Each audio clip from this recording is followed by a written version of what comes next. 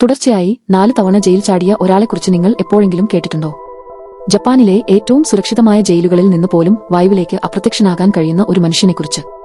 അദ്ദേഹത്തിന്റെ കഥ ഒരു സിനിമാക്കഥ പോലെ തോന്നും. പക്ഷേ ഇത് കെട്ടുകഥയല്ല.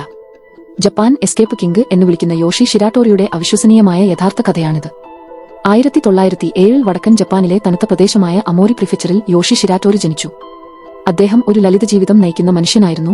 ചെറിയ ജോലികൾ ചെയ്തുകൊണ്ട് ഉപജീവനം കണ്ടെത്താൻ ശ്രമിച്ചു. എന്നാൽ അക്കാലത്ത് ജപ്പാനിൽ ജീവിക്കുക എളുപ്പമായിരുന്നില്ല. കുറ്റകൃത്യങ്ങളുടെ നിരക്ക് കൂടുതലായിരുന്നു, ജോലികൾ കുറവായിരുന്നു, ചിലപ്പോൾ അതിജീവനം തന്നെ ദുഷ്കരമായിരുന്നു. മോഷണത്തിന് ഷിരാട്ടോറി പലതവണ അറസ്റ്റിലായി. എന്നാൽ 1933 കാര്യങ്ങൾ മാറിമറിഞ്ഞു. ഒരു കൊലപാതകത്തിന് അയാൾക്കെതിരെ കുറ്റം ചുമത്തി.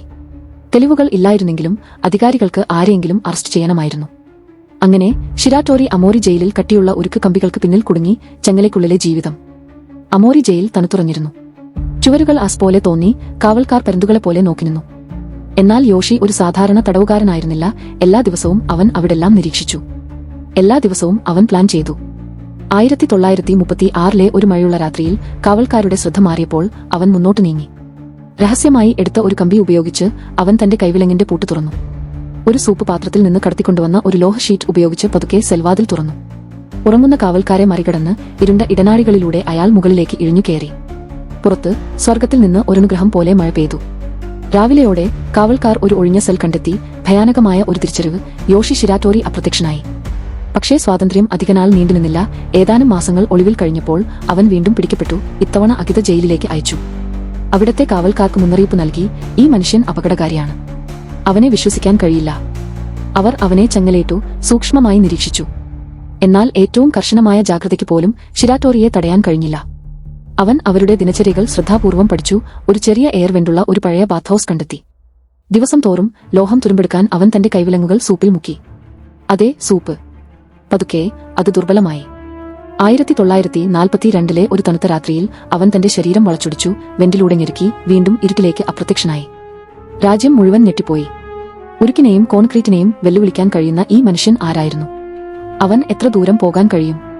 കാട്ടിൽ യോഷി വെറുതെ ഓടുകയായിരുന്നില്ല. അവൻ അതിജീവിച്ചു. അവൻ ഭക്ഷണം തേടി അലഞ്ഞു. നദികളിൽ മീൻ പിടിച്ചു. വയലുകളിൽ നിന്ന് പച്ചക്കറികൾ മോഷ്ടിച്ചു. ജപ്പാൻ യുദ്ധത്തിലായിരുന്നു. ഗ്രാമപ്രദേശങ്ങൾ യുദ്ധഭീതിയിലായിരുന്നു. ചില ഗ്രാമവാസികൾ രാത്രിയിൽ മരങ്ങൾക്കിടയിൽ ഒരു നിഗൂഢ മനുഷ്യൻ ഓടുന്നത് കണ്ടു. പക്ഷേ ആരും അടുത്തെത്താൻ ധൈര്യപ്പെട്ടില്ല. യോഷി ഒരു പ്രേതമാണെന്നവർ കരുതി. പക്ഷേ അധികാരികൾ അക്ഷീണം പ്രവർത്തിച്ചു. ഒരു വർഷത്തിനു ശേഷം അവൻ വീണ്ടും പിടിക്കപ്പെട്ടു. ഇത്തവണ അവർ ഉറപ്പിച്ചു, ഇനി തെറ്റുകൾ വരുത്തരുത്. അതിനായി അവർ അവനെ ജപ്പാനിലെ ഏറ്റവും സുരക്ഷിതമായ ജയിലിലേക്ക് മാറ്റി. ഹോക്കൈഡോയിലെ അബാഷിരി ജയിലിലേക്ക്. തണുത്തുറഞ്ഞ കാലാവസ്ഥ, ഇരുമ്പ് വാതിലുകൾ, ഒരിക്കലും ഉറങ്ങാത്ത കാവൽക്കാർ. അവർ അവനെ പ്രത്യേകം രൂപകൽപ്പന ചെയ്ത ഒരു സെല്ലിൽ അടച്ചു. ഇരുമ്പ് കഫുകൾ കൊണ്ടുകെട്ടി നിരന്തരമായ നിരീക്ഷണത്തിൽ ആക്കി. യോഷിയുടെ കൈവശം ഒരു ആയുധം മാത്രമേയുള്ളൂ, അവന്റെ തകർക്കാനാവാത്ത ആത്മവിശ്വാസം. അവൻ തന്റെ തോളുകൾ സ്ഥാനഭ്രംശം വരുത്താൻ തുടങ്ങി. രാത്രിതോറും പരിശീലിച്ചു. ഒടുവിൽ അവന് അവസരം കിട്ടി. ഒരു മനുഷ്യന് കടന്നുപോകാൻ കഴിയുമെന്ന് ആരും വിശ്വസിക്കാത്തത്ര ചെറിയ ഒരു ഫുട്സ്ലോട്ടിലൂടെ അവൻ തന്റെ ദുർബലമായ ശരീരം ഞെക്കി കടന്നുപോയി. രാവിലെ ഗാർഡുകൾ നോക്കിയപ്പോൾ ഒഴിഞ്ഞ സെല്ല് കണ്ടു ഞെട്ടിപ്പോയി. പുറത്ത് ഹോക്കൈഡോയിലെ മാരകമായ ശൈത്യകാലം. താപനില -20°C താഴെയായി. വീടുകളുടെ അത്ര ഉയരത്തിൽ മഞ്ഞ് കുന്നുകൂടി. പക്ഷേ അവൻ തളർന്നു നിൽക്കാതെ മുന്നോട്ട് നീങ്ങിക്കൊണ്ടിരുന്നു. ഒരൊറ്റ ചിന്തയെ അവന്റെ മനസ്സിലുണ്ടായിരുന്നുള്ളൂ, സ്വാതന്ത്ര്യം. അവിശ്വസനീയമെന്നു പറയട്ടെ, കാട്ടിൽ മാസങ്ങളോളം കഴിഞ്ഞപ്പോൾ യോഷി വീണ്ടും പിടിക്കപ്പെട്ടു. ഇപ്പോൾ അപമാനിതരും കോപാകുലരുമായ ഉദ്യോഗസ്ഥർ അവനെ സപ്പോറോ ജയിലിലേക്ക് അയക്കാൻ തീരുമാനിച്ചു. അവർ അവനുവേണ്ടി ഒരു പൂർണ്ണ സുരക്ഷ ഉറപ്പുള്ള സെൽ നിർമ്മിച്ചു. വിടവുകളില്ല, വെണ്ടുകളില്ല, കനത്ത ഇരുമ്പ് കമ്പികൾ മാത്രം.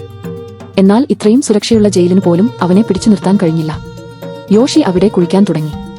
ബൗളുകളും സ്പൂണുകളും ഉപയോഗിച്ച് അവൻ പതുക്കെ തന്റെ സെല്ലിന്റെ തറയിൽ ഒരു തുരങ്കം സൃഷ്ടിച്ചു. ദിവസം തോറും അവൻ തന്റെ കിടക്കയിലും വസ്ത്രങ്ങൾക്കടിയിലും മണ്ണ് ഒളിപ്പിച്ചു. 1947 ഒരു രാത്രി അവൻ തന്റെ തുരങ്കം പൂർത്തിയാക്കി.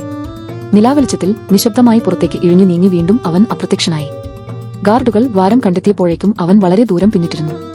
ഇത്രയൊക്കെ ആയപ്പോൾ യോഷി ഒരു ജയിൽ ചാട്ടുകാരൻ എന്നതിലുപരി ജീവിക്കുന്ന ഇതിഹാസമായി മാറി.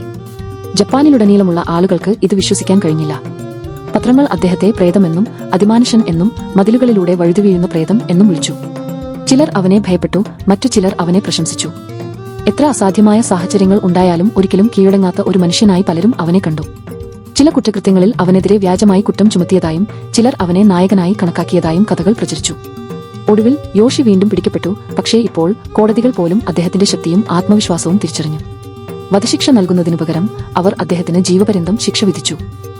1961 വർഷങ്ങളുടെ ജയിൽവാസത്തിനു ശേഷം ഒടുവിൽ അദ്ദേഹത്തിന് പരോൾ ലഭിച്ചു. ഒടുവിൽ ഒരു സ്വതന്ത്ര മനുഷ്യനായി അദ്ദേഹം നിശബ്ദമായും സമാധാനപരമായും ജീവിച്ചു.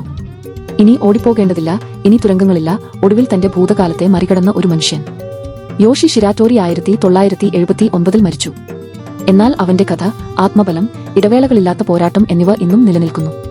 യോഷി ഷിരാറ്റോറിയുടെ കഥ ജയിലിൽ നിന്ന് പുറത്തുകടക്കുന്നതിനെക്കുറിച്ചല്ല, ജീവിതം നമുക്ക് ചുറ്റും കെട്ടിപ്പടുക്കുന്ന മതിലുകൾ ഭേദിക്കുന്നതിനെക്കുറിച്ചാണ്. ഒരു എസ്കേപ്പ് ആർട്ടിസ്റ്റിനെക്കുറിച്ച് നമ്മൾ ചിന്തിക്കുമ്പോൾ വേദിയിൽ തന്ത്രങ്ങൾ മെനയുന്ന മാന്ത്രികരെ നമ്മൾ സങ്കല്പിക്കുന്നു. എന്നാൽ യോഷി വ്യത്യസ്തനായിരുന്നു. ജയിൽ മുറികളുടെ തണുത്തതും കഠിനവുമായ യാഥാർത്ഥ്യമായിരുന്നു അദ്ദേഹത്തിന്റെ രംഗം. അദ്ദേഹത്തിന്റെ ഉപകരണങ്ങൾ ലളിതമായിരുന്നു: ക്ഷമ, ബുദ്ധിശക്തി, ഇച്ഛാശക്തി. പ്രശസ്തി ആഗ്രഹിച്ചതുകൊണ്ടല്ല, മറിച്ച് പരാജയം സമ്മതിക്കാത്തകൊണ്ടാണ് അദ്ദേഹം ഒരു ജീവിക്കുന്ന ഇതിഹാസമായി മാറിയത്. അടുത്ത തവണ നിങ്ങൾ ഒരു പ്രശ്നത്തിലകപ്പെട്ടാൽ യോഷി ഷിരാറ്റോറിയെക്കുറിച്ച് ചിന്തിക്കുക. എത്ര ശക്തമായ ജയിലിനു പോലും മനുഷ്യന്റെ ആത്മവിശ്വാസത്തെ തകർക്കാൻ കഴിയില്ലെന്ന് നമ്മെ പഠിപ്പിച്ച മനുഷ്യൻ. വീഡിയോ കണ്ടതിന് നന്ദി. ഈ കഥ നിങ്ങൾക്ക് ഇഷ്ടപ്പെട്ടെങ്കിൽ കൂടുതൽ ആവേശകരമായ യഥാർത്ഥ ജീവിത കഥകൾക്കായി ലൈക്ക് ചെയ്യുക, കമന്റ് ചെയ്യുക, സബ്സ്ക്രൈബ് ചെയ്യുക. ഒപ്പം ഓർക്കുക, ചിലപ്പോൾ ഏറ്റവും വലിയ രക്ഷപ്പെടലുകൾ സംഭവിക്കുന്നത് മതിലുകൾക്ക് പുറത്തല്ല, മറിച്ച് നമ്മുടെ മനസ്സിനുള്ളിലാണ്.